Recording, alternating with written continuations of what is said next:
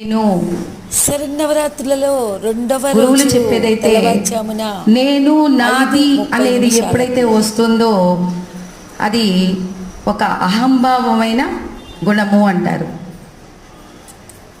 అలాగే కోపాన్ని క్రోధము అంటారు. కోపము మామూలుగా ఉంటుంది, అంటే ఎప్పుడైతే మనకు కోపం వచ్చినా వెంటనే వితిన్ సెకండ్లో అది వెళ్ళిపోతుంది. దాన్ని కోపము అంటారు. క్రోధము అంటే అది ఎన్నాళ్ళున్నా కూడా వాళ్ళ మీద చాలా చాలా పెట్టుకొని ఉంటారనమాట. వాళ్ళ మీద అదే క్రోధము. దాన్ని ఎక్కువ టైమ్స్ ఉన్నదాన్నే క్రోధము అంటారు. అంటే మనకు కొంచెం టైం ఉంది కాబట్టి రాక్షస గుణాలలో ఏమైంది అనేది తెలుసుకుందాం. అంటే మొట్టమొదటిగా ఎవరమైతే ఈ గురువులు చెప్పేటప్పుడు ధ్యానం చేస్తామో, ముక్కు ఉన్నవాడు ప్రతి ఒక్కడూ కూడా శ్వాస తీసుకోవాలి, ప్రాణాయామాన్ని చేయాలి. ప్రాణము అంటే ఎక్కడుంటుందండి? ప్రాణం మనలో ఉంటుంది, శరీరం అంతా ఉంటుంది, ప్రతి అణువులలో ఉంటుంది, స్పందన ప్రతి అణువుల్లో ఉంటుంది.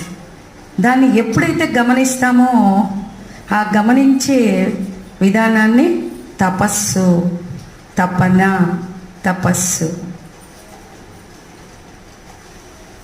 ఎప్పుడూ కూడా చక్కగా ఉదయాన్నే లేచి మంచి ఆసనాన్ని వేసుకొని ఒక్క 15 నిమిషాలు 20 నిమిషాలు కనుక కూర్చుంటే మెరాకిల్, అద్భుతమైన శరీరంలో ఒక శక్తి ప్రసారం అవుతూ ఉంటుంది. ఆ శక్తి అమ్మవారు. మీరు విడిగా ఈ నవరాత్రులు అయిపోగానే మళ్ళీ తెల్లవారుజామున ఇట్లాగే లేస్తూ చక్కగా కూర్చొని అలాగే 15 నిమిషాలు 20 నిమిషాలు ఒక పూజ అనుకోండి, జపాన్ని తపస్సుని మొదలు పెట్టామనుకోండి, మన కుటుంబాన్ని మనం మామూలుగా కాదండి, మన మనస్సుని ముందు హరిషట్ వర్గాలని నిర్మూలించేస్తాం. ఆ క్రోధం ఎప్పుడైతే కోపాన్ని క్రోధంగా తయారవుతుందో అది ఒక రాక్షస గుణం. మూడవది, ఎక్కడైతే కోరిక